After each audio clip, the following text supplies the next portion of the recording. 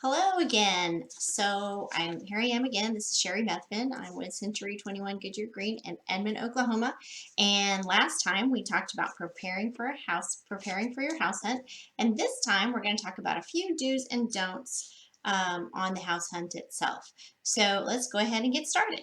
The first thing I always like to tell my buyers, the first thing we're doing when we walk into the home is I tell them, don't do or say anything that you don't want the sellers to hear you or see you do or say.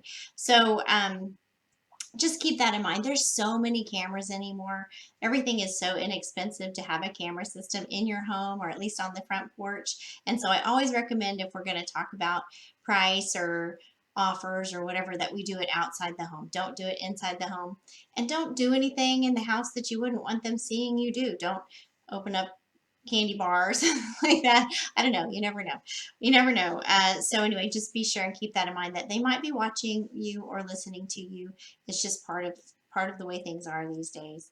The next thing to do when you're in a home is don't be afraid to check out the whole home. Don't be afraid to open doors or open drawers. Make sure and walk around the outside of the house. Look at the fence. Be sure and go in the garage.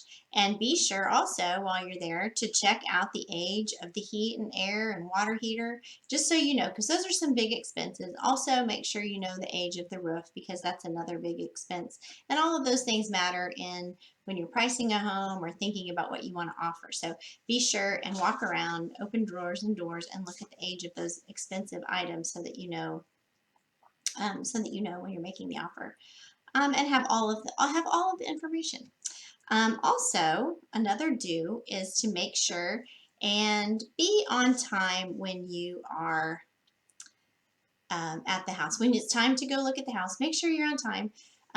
The sellers are trying to get out of the house and be on time so that when you show up, there's no pets or any stray children running around the house that shouldn't be. And so make sure they've gotten out of the house. They've vacuumed all the cool lines in the carpet and all that stuff, and they've made sure their dishes are put up for the most part. And so make sure and just value that time because they may have to get back. They may be getting back. A lot of times I've heard sellers say, I really need to get back so I can get ready for the party tonight, or I need to do this, or I need to do that. So make sure and be on time. I think that's really important. And then also, I always like to tell people to make sure again and talk to your lender before you go. It always does matter on how much you can afford. It's really a good idea to know that before you start looking because you don't want to fall in love with something that you can't afford. And oftentimes if you're looking on Zillow, for example, and their calculators don't necessarily include insurance and taxes, and that can be a big portion of what your house payment will be. So make sure and be totally prepared and ready when you go and you're looking at these homes. So some things not to do is to make sure, and this is kind of a do, but also a don't, make sure you let your agent know if you need to use the restroom facilities.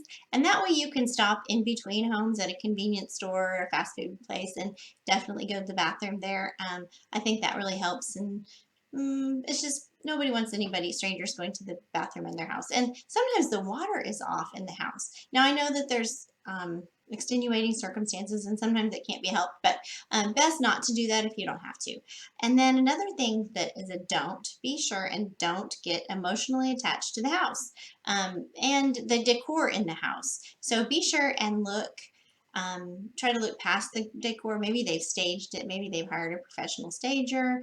Or sometimes I think for me that the decorator or the person who lives in the house is oftentimes a better decorator than I am. So I have to look past all that and see what I think my stuff would look like in the house. So also on the thought of don't get emotionally attached to the house. There could be multiple offers on a house. If it's a beautiful home and there's a lot of good things about it and it's priced right, there could be multiple offers on a house. So you want to make sure and keep that in mind too because you don't always win multiple offers and so you don't want to be totally distraught about that. And I think that's about it. Do's and don'ts. Make sure and check them all out. You want to have a great experience in the home. And also, I think it's fine to take pictures and videos of the homes if you need to share them with somebody else.